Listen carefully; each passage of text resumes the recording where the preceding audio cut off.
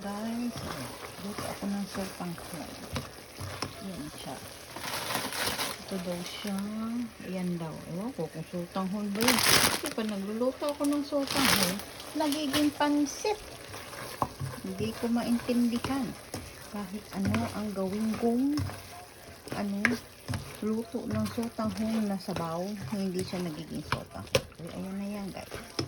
Ayan. Ginigisa ko muna yung manok, tapos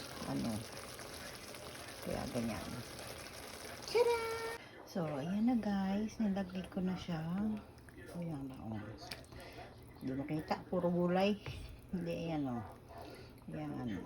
I wish maging ganyan siya, kaso pag nababad na, wala na, nagiging pansit na.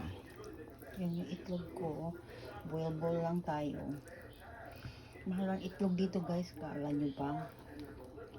Kaya mahirap maghimas itlog. Ayan na guys. Yan ang ating cooking.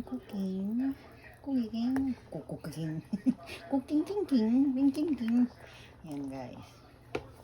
Ang ating sotahon. Nainggit ako kay kay Lalag's Murmuring. Nagpansit canton daw siya. Sana nagpapakanto. Kaya ayan guys, hintayin ko na lang maboil yung egg, tsaka maboil to ng kaunti. Then ready na kami for for mga 3 days siguro. Kasi minsan ako lang kumakain ng ganyan. Kaya ayan, thank you guys for watching cooking at iba pa.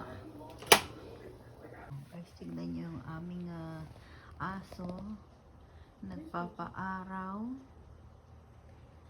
Kasi maganda ang panahon sa labas, kaya siya dyan muna siya sa labas. Pag gusto niya yung upuan na yan, dyan siya madalas. Makulit kasi siya. Ang kulit niya. Yan.